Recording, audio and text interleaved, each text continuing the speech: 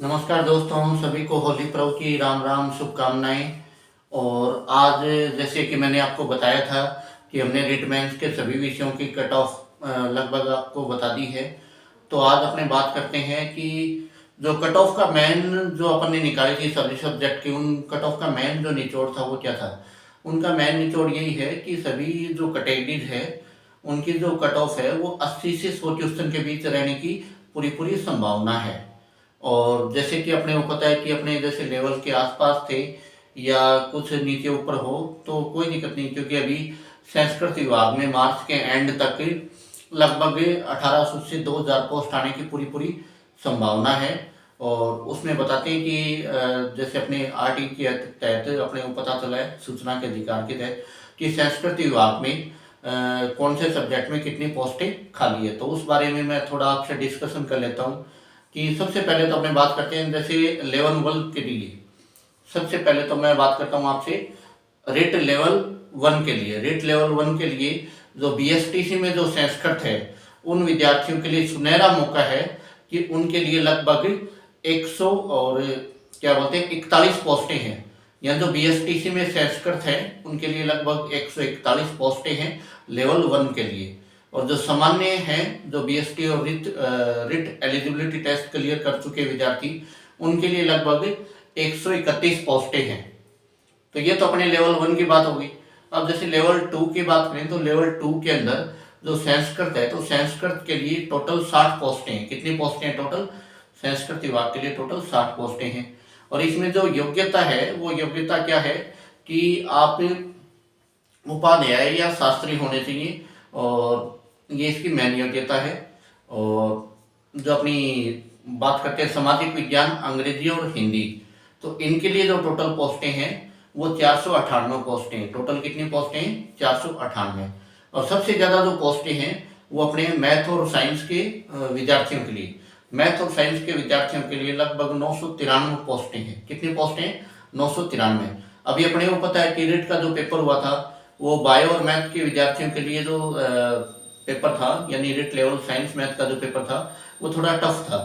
तो कई जो इंटेलिजेंट स्टूडेंट है, होनहार स्टूडेंट है, जो कि कट ऑफ के बिल्कुल किनारे पे हैं और जिनको ये लगता है कि अपने 1 या 2 नंबर से आसपास रहने की पूरी पूरी संभावना है, तो उनको संस्कृत विभाग की इस वैकेंसी की पूरी तैयारी करनी चाहिए। क्योंकि जो डूबता हुआ इंसान होता है उसको तिनके का सहारा ही काफ़ी होता है। और 993 पोस्टें बिल्कुल कम नहीं है, काफ़ी पोस्टें होती हैं। कि मैंने तो ये देखा है कि अगर 10 भी पोस्टें हों तो भी सिलेक्शन हो जाता है विद्यार्थियों का। तो ये तो 993 पोस्टें हैं, तो आप घबराइए नहीं। और इसकी जो विज्ञप्ति है वो मार्च के एंड तक जारी हो जाएगी। यानी जो ये जो अपनी संस्कृत विभाग की विज्ञप्ति है मार्च के एंड तक जारी होने की पूरी पूरी संभावना है, मार्च के एंड वीक में।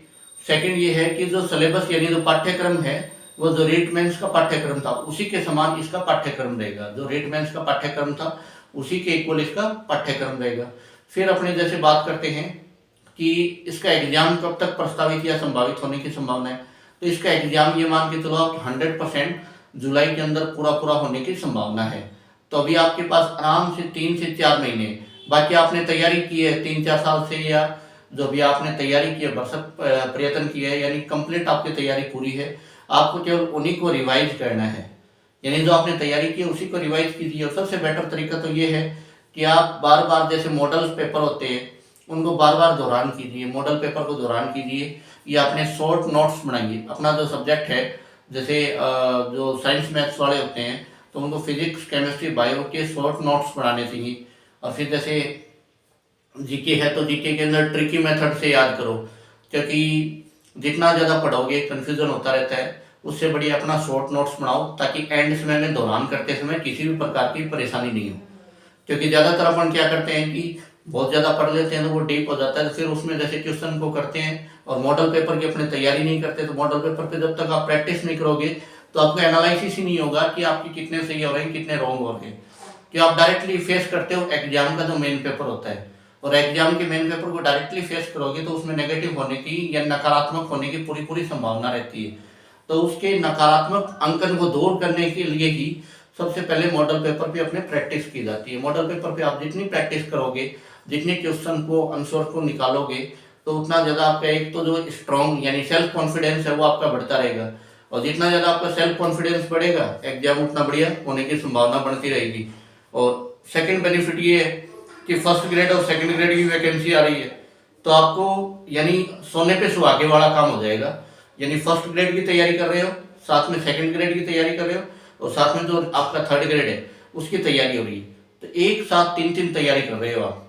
यानी फर्स्ट ग्रेड में भी आपको बायो या फिजिक्स या केमिस्ट्री पढ़नी पड़ेगी, तैयारी कर रहे हो, सेकंड ग्रेड में भी ये सब्जेक्ट पढ़ने पड़ेंगे, और थर्ड ग्रेड में भी मान लो आप रीट की जैसे संस्कृत विभाग की अगर आप तैयारी करते हो तो ये पढ़ने पड़ेंगे। तो आपके ट्रिप 3 in 1 वाला सिस्टम हो जाएगा।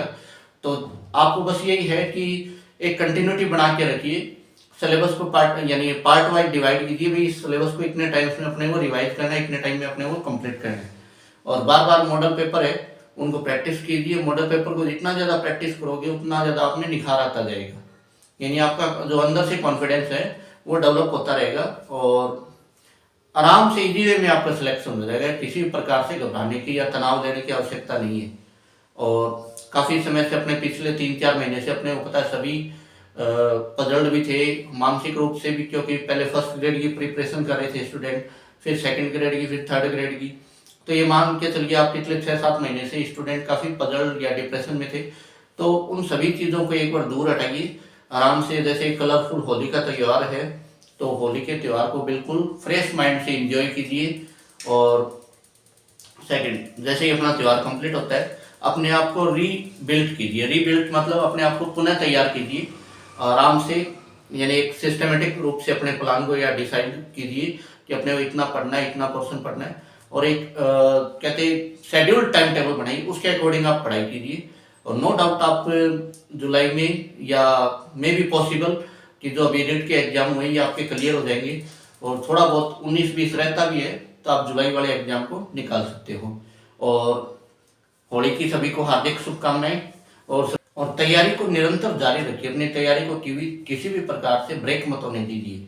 आप जैसे अपने क्या करते हैं कि कट ऑफ की इधर से सुन लेते हैं, उधर से सुन लेते हैं, यानी चारों तरफ से अपने कट ऑफ के बारे में सुनते हैं, तो अपने आप को डिमोरलाइज महसूस करते हैं। अपने आप को डिमोरलाइज महसूस नहीं करना, अपने को डिमोरलाइज महसूस नहीं करना, किसी भी प्रकार के तनाव में नहीं आना। अपने को केवल अपनी तैयारी पे ध्यान रखना है, क्योंकि अपना काम है कर्म करने का, बाकी फल है वो ईश्वर देता है। अपन ने अपने काम कर्म करना है, कर्म जितना बढ़िया से करेंगे उतना अच्छा फल ईश्वर देगा अपने को, नो डाउट।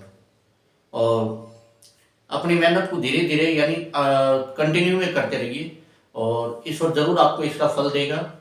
और अपने को ये देखना है कि अपने कहाँ पे गलती की है एग्जाम में, पाठ्यक्रम में, और कहाँ पे अपनी माइनस पॉइंट था, कहाँ पे प्लस पॉइंट था। अपने माइनस पॉइंट को लिखिए एक साइड में, और एक साइड में अपने प्लस पॉइंट को लिखिए। माइनस पॉइंट और प्लस पॉइंट दोनों को अपने एक साथ लिख डालिए, और फिर जो आपका माइनस पॉइंट है उस पर ज़्यादा से ज़्यादा प्रयास कीजिए।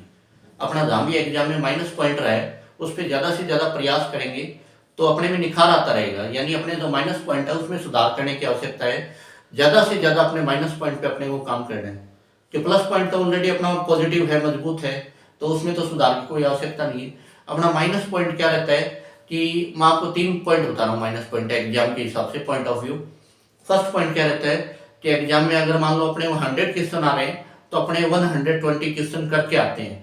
यानी सबसे माइनस पॉइंट यही है कि अपन लालच में जाते हैं, और लालच में 20 क्वेश्चन ऊपर करते हैं और वो अपने को नेगेटिव लेके आते हैं। सबसे पहला माइनस पॉइंट ये है। सेकंड, एग्जाम टाइम में अपन टाइम का ध्यान नहीं रखते, और टाइम का ध्यान नहीं रखते तो जैसे OMR भरते टाइम अपने को लास्ट में यानी लास्ट में हड़बड़ाहट होती है, क्योंकि अपने साइड में क्वेश्चन लिख के छोड़ देते हैं, तो साथ साथ OMR को भी अपने को ध्यान रखना चाहिए, यानी टाइमली OMR को फिल्डअप करते रहना चाहिए। फिर थर्ड, अपन मॉडल जो पेपर है उन पे प्रैक्टिस नहीं करते, और मॉडल पेपर पे जब तक अपने प्रैक्टिस नहीं करेंगे तो अपने को बिल्कुल भी नहीं पता चलेगा कि अपना कौन सा क्या बोलते हैं पॉइंट वीक है और कौन सा स्ट्रॉन्ग है, यानी कौन सा टॉपिक अपना वीक है और कौन सा स्ट्रॉन्ग है। ये मॉडल पेपर पे आप जब तक प्रैक्टिस नहीं करोगे आपको बिल्कुल पता नहीं चलेगा। इसलिए मॉडल पेपर पे ज़्यादा से ज़्यादा प्रैक्टिस कीजिए, ताकि आपको अपना पॉइंट ऑफ टॉपिक के व्यू से पता चल जाएगा कि कौन सा टॉपिक अपना मान लो माइनस यानी नेगेटिव है, कौन सा पॉजिटिव है। तो उस नेगेटिव टॉपिक को बार बार दोहरान करेंगे तो वो अपने पॉजिटिव में कन्वर्ट हो जाएगा। और जो कलरफुल होली है उसको स्वादपूर्ण तरीके से प्यार और पारंपरिक सद्भाव के साथ मनाएंगे। और जो कलर्स हैं तो कलर्स भी लाइट कलर का यूज कीजिए, क्योंकि केमिकल वाले कलर हैं वो नुकसानदायक हैं, तो बिल्कुल लाइट कलर का यूज कीजिए ताकि आपकी स्किन को भी किसी प्रकार की हानि नहीं हो। और आप सभी के परिवार वालों को मेरी तरफ से होली के पर्व की हार्दिक शुभकामनाएं। थैंक यू, धन्यवाद। और अपने चैनल को लाइक शेयर और सब्सक्राइब जरूर कीजिए।